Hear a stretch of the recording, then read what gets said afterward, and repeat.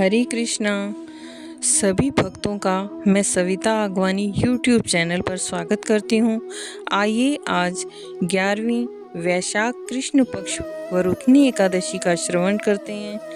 अगर आपको ये कथाएं पसंद आती हैं तो प्लीज़ इस चैनल को सब्सक्राइब करें, लाइक करें, बेल आइकन का बटन दबाना ना भूलें। आइए शुरू करते हैं। भगवान श्री कृष्ण ने कहा, हे युधिष्ठिर, वैशाख कृष्ण पक्ष की एकादशी वरुथनी एकादशी के नाम से प्रसिद्ध है। यह इस लोक और परलोक में सौभाग्य प्रदान करने वाली है।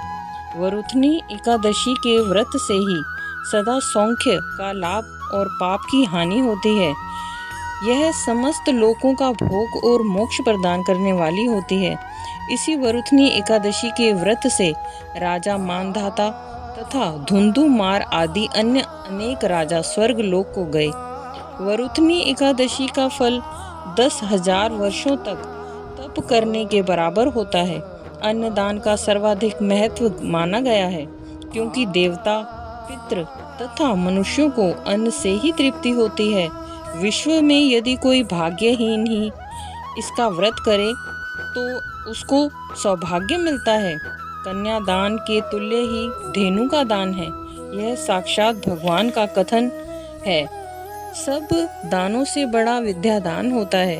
अतः मनुष्य वरुथनी एकादशी का व्रत करके विद्यादान के बराबर का फल प्राप्त कर लेता है। जो लोग कन्या के धन से जीविका चलाते हैं या कन्या का धन हर लेते हैं, वे पुण्य का क्षय होने पर यातना नरक में जाते हैं। इसलिए प्रयत्न करके कन्या के धन का उपयोग करने से हमेशा बचना चाहिए। उसे अपने काम में नहीं लेना चाहिए। जो अपनी शक्ति के अनुसार आभूषणों से विभूषित करके पवित्र भाव से कन्या का दान करता है, उसके पुण्यों की संख्या बताने में चित्रगुप्त भी असमर्थ हैं। वरुथनी एकादशी करके भी मनुष्य उसी के समान फल प्राप्त करता है। वरुथनी एकादशी व्रत करने वाले वैष्णव पुरुष एवं स्त्रियों को दशमी तिथि तथा द्वादशी को निम्नलिखित 12 वस्तुओं का त्याग कर देना चाहिए। पहला, कांसे के बर्तन में भोजन करना। दूसरा, उड़द की दाल खाना। तीसरा, मसूर की दाल खाना। चौथा, चना। पांचवा, कोदो। छठा, शाक। सातवां, मधु। आठवां, दूसरे का अन्न नहीं खाना चाहिए। नौवां, 2 बार भोजन नहीं करना चाहिए। 10वां, शराब नहीं पीना चाहिए। 11वां, मैथुन व्रत में पूर्ण ब्रह्मचर्य का पालन करना चाहिए। तथा 12वां, बैल की पीठ पर सवारी नहीं करनी चाहिए। एकादशी के व्रत में उपयुक्त वस्तुओं का परित्याग करने के साथ साथ निम्नलिखित का भी त्याग कर देना चाहिए, जैसे कि जुआ खेलना, नींद लेना, पान खाना, दातुन करना, दूसरे की निंदा करना, चुगली करना, चोरी करना, हिंसा करना, मैथुन करना, क्रोध करना तथा असत्य भाषण करना आदि। हे राजन, वरुथनी एकादशी इस विधि से की जाती है।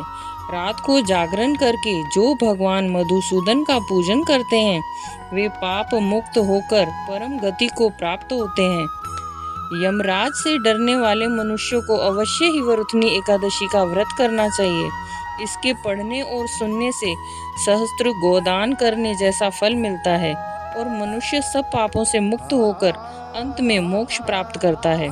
सारा समय शास्त्र चिंतन और भजन कीर्तन में लगाना चाहिए। दूसरों की निंदा नहीं करनी चाहिए एवं पापी मनुष्यों के साथ बातचीत त्याग कर देनी चाहिए। क्रोध, मिथ्या भाषण का त्याग करना चाहिए। वस्तुतः पूर्ण शुद्धता से यह व्रत करना चाहिए। इस व्रत के महात्म्य को पढ़ने से गंगा स्नान के फल से भी अधिक फल मिलता है। जीवन में तपस्या, भक्ति, त्याग एवं संयम करने से सौभाग्य प्राप्त होता है। ये जो मैं कथा आपको सुना रही हूँ, ये श्री भविष्योत्तर पुराण में इस कथा का वर्णन मिलता है। आप इसमें फलाहार भगवान को भोग लगाकर ले सकते हैं। इस दिन आप खरबूजे का सागार ले सकते हैं, खरबूजा व अन्य फल खा सकते हैं। आलू व दूध की बनी हुई वस्तुएं आप ले सकते हैं। पहले आप श्री हरि को भोग लगाइए, उसके बाद वो प्रसाद रूप में आप ग्रहण कीजिए। हरे कृष्णा।